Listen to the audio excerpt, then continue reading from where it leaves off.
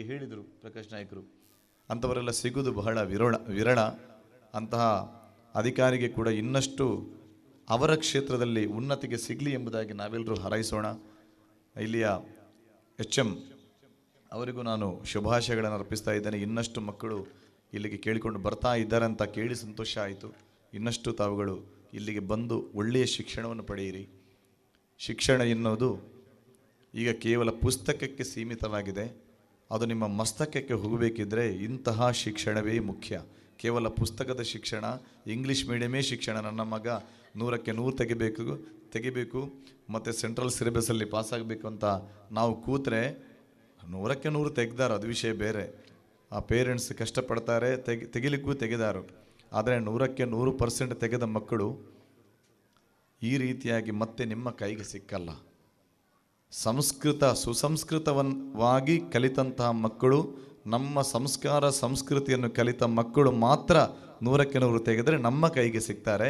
ನಮ್ಮ ಭಾರತೀಯ ಪ್ರಜೆಗಳಾಗಿ ಬೆಳೀಲಿಕ್ಕೆ ಸಾಧ್ಯ. ಕೇವಲ 100ಕ್ಕೆ 100 ಕಂಪ್ಯೂಟ್ರಲ್ಲಿ 100ಕ್ಕೆ 100 ಇಂಜಿನಿಯರ್ ಮಾಡಿದ, ಡಾಕ್ಟರ್ ಮಾಡಿದ, USA ಹೋದರು ಅಥವಾ ಲಂಡನ್ಗೆ ಹೋದರು, ಫಾರಿನ್ಗೆ ಹೋದರು, ಅಲ್ಲಿ ಸೆಟ್ಲ್ ಆದರು. ಮತ್ತು ಊರಿನ ಯಾವುದೇ ಗೊಡವೆಗಳು ಅವರಿಗೆ ಇಲ್ಲ. ಯಾವ ಕುಟುಂಬಿಕರು ಬೇಡ, ಯಾವ ತಂದೆ ತಾಯಿಗಳು ಬೇಡ. ತಂದೆ ತಾಯಿಗಳು ಪ್ರಾಯ ಆದರೆ ಹೌದಾ ಅಲ್ಲಿ ಜನ ಮಾಡಿದ್ದೇನೆ, ಇಲ್ಲದ್ರೆ ಆಶ್ರಮಕ್ಕೆ ಸೇರಿಸಿ ಅಂತ ಹೇಳುವಂಥ ವ್ಯಕ್ತಿಗಳನ್ನು ನಾವು ಕಣ್ಣರೆ ಕಾಣ್ತಾ ಇದ್ದೇವೆ ನಮ್ಮ ಸಮಾಜದಲ್ಲಿ. ಆದರೆ ಇಂತಹ ಶಾಲೆಯಲ್ಲಿ ಶಿಕ್ಷಣವನ್ನು ಪಡೆದ ಮಕ್ಕಳು ಯಾವತ್ತೂ ಹಾಗೆ ಮಾಡಲಿಕ್ಕಿಲ್ಲ ಎನ್ನುವುದಕ್ಕೆ ನೀವೆಲ್ಲರೂ ಸಾಕ್ಷಿಗಳಾಗಿದ್ದೀರಿ. ಸುಚಿತ್ರ ಅವರು ಸಾಕ್ಷಿಯಾಗಿದ್ದಾರೆ. ನೋಡಿ, ಅಷ್ಟು ಎತ್ತರದ ಸ್ಥಾನದಲ್ಲಿದ್ದರೂ ಕೂಡ ಆ ಶಾಲೆಯ ಬಗ್ಗೆ ಗೌರವ ಇದೆ. ನಾನು ಕಲಿತ ಶಾಲೆ ಅಂತ ಅವರಿಗೆ ಹೆಮ್ಮೆ ಇದೆ. ಇವತ್ತು ಅವರನ್ನು ತಾವುಗಳು ಗೌರವ ಕೂಡ ಮಾಡ್ತಾ ಇದ್ದೀರಿ. ನಾನು ನಿಮಗೆಲ್ಲರಿಗೂ ಅಭಿನಂದನೆಗಳನ್ನು ಸಲ್ಲಿಸಿ, ನಾನು ಕೂಡ ಒಬ್ಬ ಸಣ್ಣ ಕಲಾವಿದನಾಗಿ ದೇಶಾದ್ಯಂತ ವಿದೇಶದಾದ್ಯಂತ ತಿರುಗಿ ಯಕ್ಷಗಾನ ಕ್ಷೇತ್ರದಲ್ಲಿ ಏನಾದರೂ ಮಾಡಬೇಕೆಂಬ ಒಂದು ಹಂಬಲದಿಂದ ತೊಡಗಿದವ. ದೊಡ್ಡ ಎಜುಕೇಷನೆಲ್ಲ ನಾನು ಪಡೆದವನಲ್ಲ. ಆದರೂ ಕೂಡ ದ್ವಿತೀಯ PUC ಓದಿ ಯಕ್ಷಗಾನ ಕಲೆ ನನಗೆ ಕೊಟ್ಟಂತಹ ಒಂದು ಸಂಪತ್ತು, ನಿಮ್ಮಂತಹ ಅಭಿಮಾನಿ ಬಂಧುಗಳ ಸಂಪತ್ತನ್ನು ಕಲಾವಿದರಿಗೋಸ್ಕರ ತ್ಯಾಗ ಮಾಡಿ, ಯಕ್ಷಗಾನ ಕಲಾವಿದರನ್ನು ಕೇಳುವಂಥ ಪರಿಸ್ಥಿತಿ ಇರಲಿಲ್ಲ.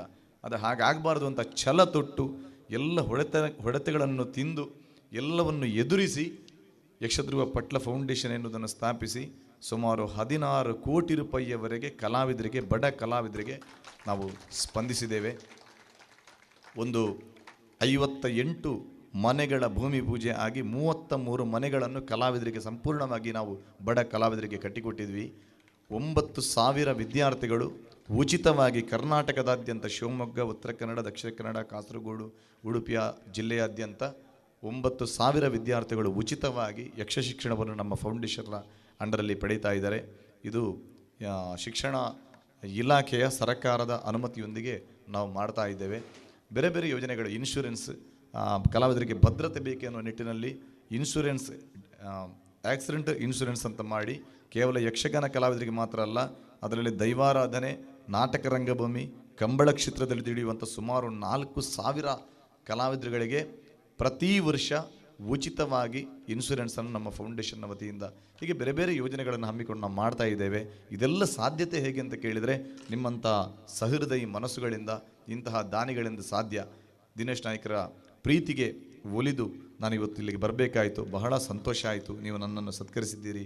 ನನಗೂ ಪಟ್ಲದಲ್ಲಿ, ನನ್ನದು ಪಟ್ಲದ ಶಾಲೆಯಲ್ಲಿ ಒಂದು ಭಾಗವಹಿಸುವಂಥ ಅವಕಾಶ ನನಗೆ ಸಿಕ್ಕಿತು.